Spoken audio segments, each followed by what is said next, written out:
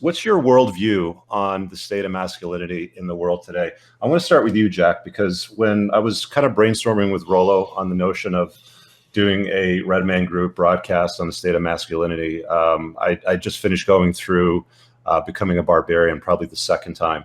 And you're one of the first guys that I thought we got to get Jack on. So what's your view of the way that, the world looks like to you?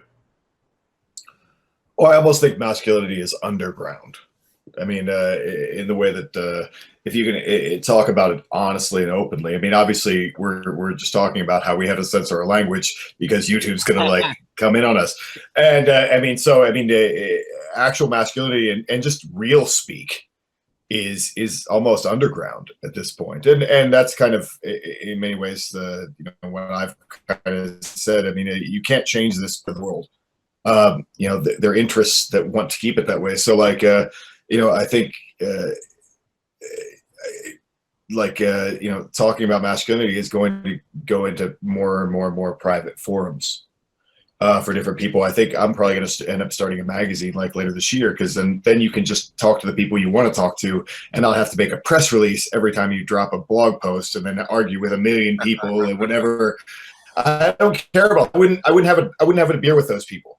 So why am I arguing with them? And so for me personally, I just think more and more things are going to become like this underground, and that's kind of interesting, because then it becomes a subculture, and then maybe then it becomes an undercurrent in culture that people aren't seeing, but that is actually changing things in a more meaningful way than just arguing all the time in mainstream culture, which doesn't really accomplish anything. Yeah, and I mean, you've gone so far to the extent that you've actually gone and joined a tribe or created a tribe, with the Wolves of Vineland, out where you're out in Cascadia. What was the driving force, behind that move? I try really hard in my writing, I guess, to walk my talk. And if I say that tribalism is the way to go, then I guess I have to go join a tribe, right? I mean, that's what I have to do, what I tell other people to do. So, I found a group of people that had some similar values to me, and then, people who inspired me and that I like, and they're not going to be the same group for everybody, but they were the right group for me. And so that's been a real challenge. And so I had to kind of shift into a leadership role and bought some property. And I just got back this morning. I was up all night hanging out with my boys out at our land, and I had to all of a sudden at 6 o'clock, I'm like, I guess I better fucking drive back. I mean, I guess I better drive back to, my house and get on this podcast, so we were up all night just talking and around a campfire. Nice. So, I mean, that's kind of my life now, and I like it. Great. Jay, you want to unmute yourself and chime in on what's your worldview on the state of masculinity? Yeah, sure. I'm not the expert like some of these guys are, but, clearly I work with a lot of masculine men and attempt to make or help men become more masculine. We were talking off air, and I like what Rollo has to say. Normally, I like everything Rollo has to say. But, the reality of this is that this is the result of the last 25 to 30 years of social engineering. Dr. Anthony Napoleon has written very, very, very well, I may add, about this, that first this started with an attack on women, which really is postmodern feminism, which was ultimately veiled as another way to get people into the workforce so that they could create, meaning we don't know who they is, but they could create more tax-paying citizens, okay? And in so doing, they created these women that, Rollo is much more eloquent in speaking about than I am.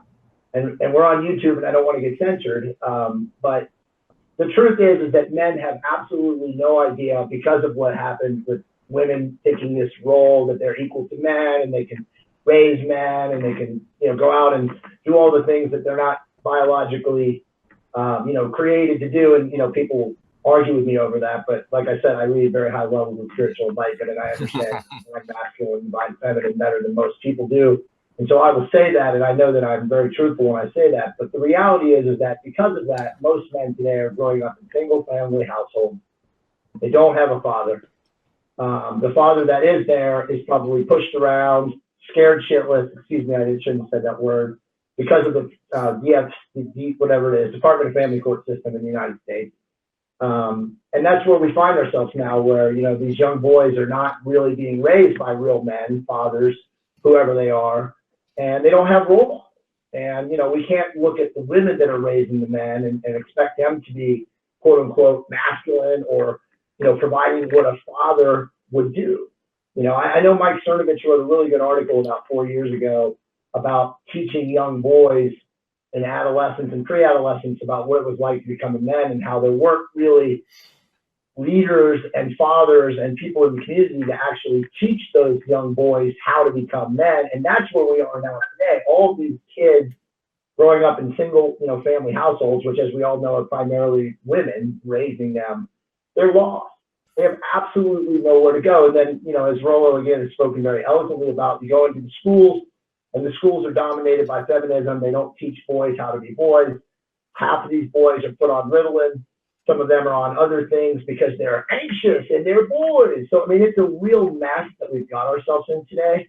It's multifactorial, you know, multi-causal, and it's just, unfortunately, we have to undo or unwash all the things that these young boys are learning in their adolescent and teenage years, because so many of them are not becoming men, as we all know. And that's a whole other story and a conversation if we get into video games and what's happening with all that. But this is without question a crisis. And the only thing I'll finally add to that was, you know, one of the physicians, she's in my science team for my book, Testosterone Optimization Therapy Bible, Meryl Matchke, brilliant guy, you know, left modern medicine, was a board certified urologist, and now he's an optimization expert. He's very outspoken on Twitter. I recommend, if you guys are not following him now, follow him. But he said that this is, you know, an attack on our as a species, because we now know that sperm is lowered in the last 30 years more than any time in modern history.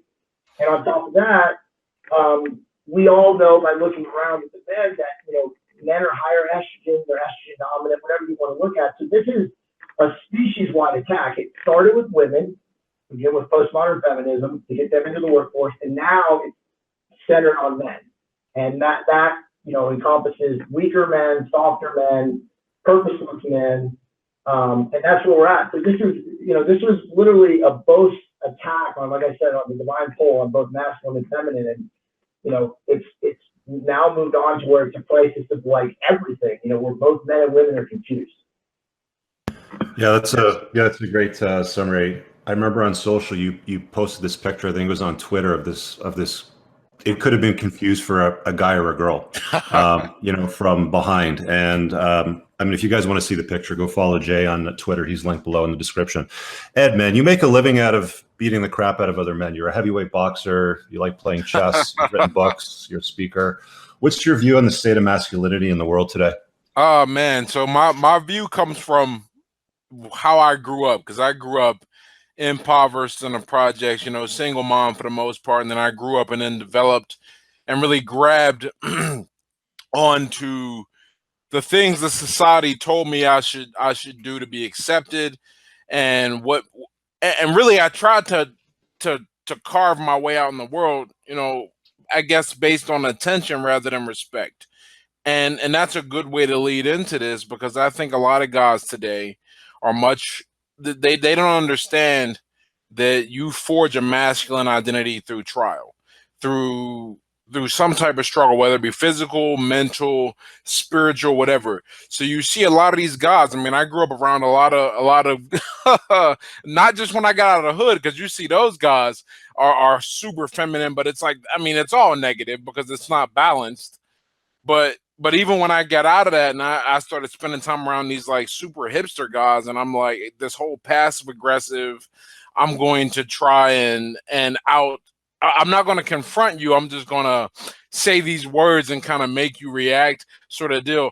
Everyone is afraid. And by everyone, I mean men, because I don't know what it's like to be a woman. So I try and not comment on that. But I know that as I've become a man, one of the best parts about the gym is that I'm forced to confront and back up everything I do and say in a ring where there's a very real and positive, or a very real and powerful negative feedback mechanism. And you would be surprised how many guys think that's crazy that I fight. And it's like, you don't have to fight. What's wrong with you? And, aren't you worried about the brain damage? And I'm like, no, because I get so much out of it. And this relates to the whole state of masculinity, because guys are afraid to put themselves up to they're afraid to put the pressure on. They don't want to become dominant. They just want to flow through life. You get this turn away. I don't know anyone's view on religion or anything, but I find that most guys that are these nihilists, or are not even nihilists, I mean atheists, they don't want to ask the hard questions. And I have no issue either way. All I say is, sit down and have a discussion with me. And it very much comes down to this immature, childish view of religion rather than really sitting and thinking hard about it. Because I came to my views on religion through study and science. It wasn't like someone fed me, here's a man in the sky. No, as weird as that sounds. So so what I'm experiencing, what I'm seeing in the world, but just on my experience, is that guys, for whatever reason, don't want to face challenge, and they back away from challenge, whether that's because life is too easy, or because everything is like, let's swipe right and swipe left and hope it works out, and there's a reward system to the system for excelling, or rather the rewards for excelling in that system are different than they were 20 years ago, where it was like, okay, who's going to be the boldest one and talk to a girl, who's going to confront themselves. It's a combination of many things. I don't think technology is the best thing for developing masculinity, but now we're here. We can't do anything about that.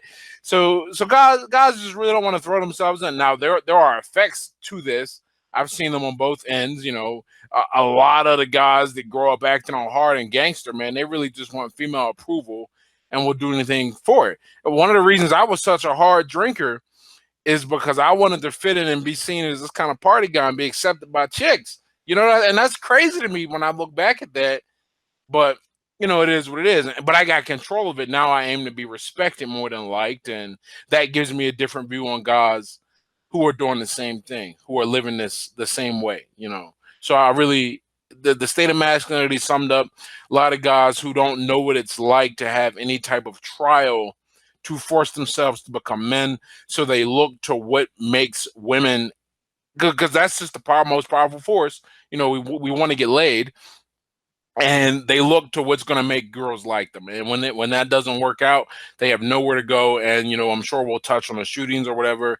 I found a lot of the commonalities. These guys don't know what to do when society says what you were doing isn't working, and the judge, jury, and executioner is not another man. It says, yo, we're going to take you and really make you better. It's a feminine energy that says, yeah, you're nothing. So what are we going to do about it? All right.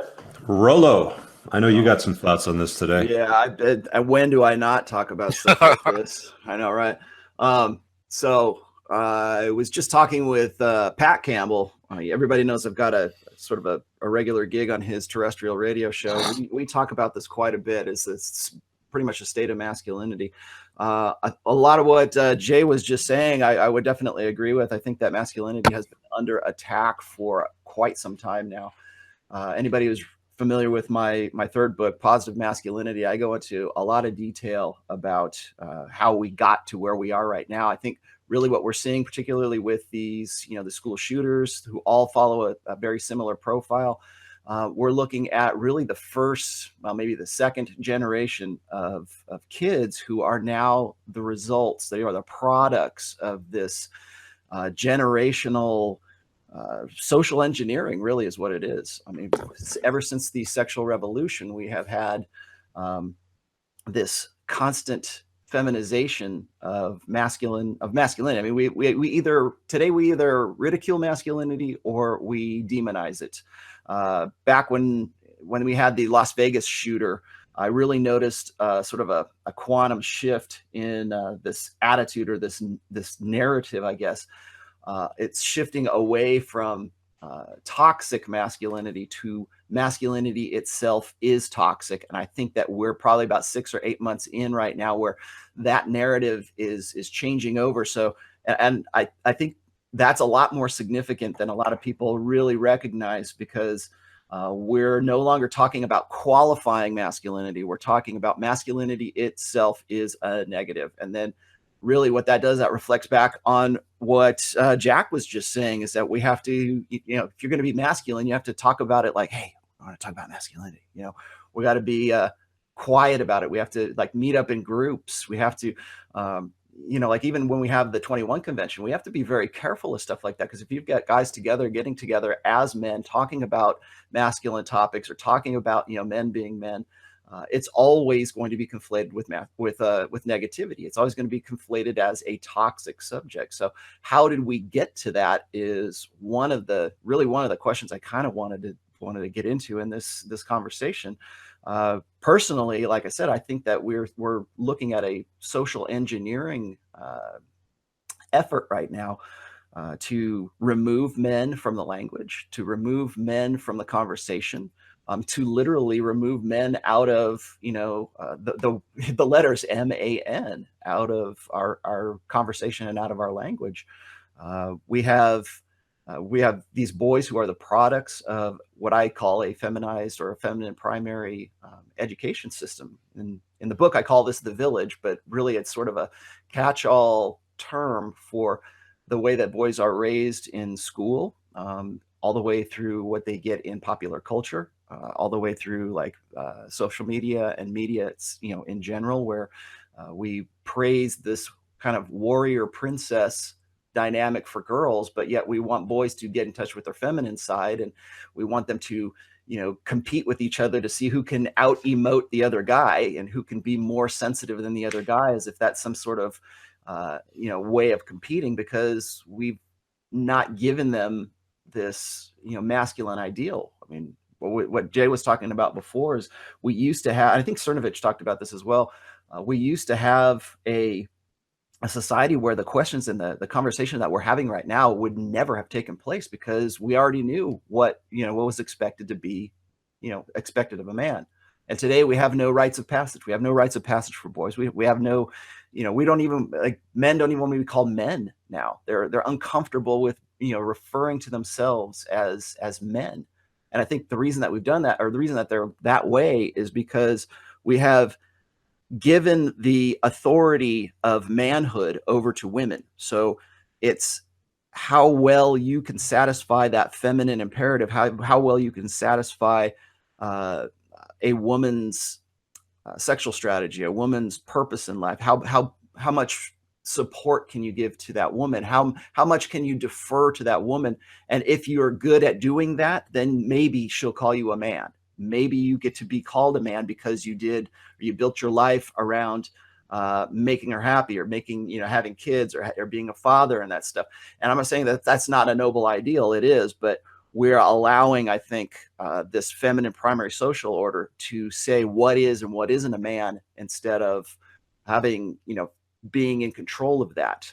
And again, and then finally, I like to say is that this social engineering process has really shaped the way that our species is going right now, because essentially by handing over the control of hypergamy to women and essentially eliminating men from that process, we have handed over really the future of where we want to go, you know, as humankind. So we're going to say that, you know, women can only, you know, we give them such a power of selection with hormonal birth control after, you know, this post-sexual revolution, you know, social order that's developed up around that, kind of getting into what Jay Campbell was talking about there about, you know, we have estrogen, you know, what is it, xenoestrogens in the water now, and we laugh about soy boys right now. That's a popular term, or to call somebody a cuck, but we don't really see the, you know, we use it as sort of a you know, pejorative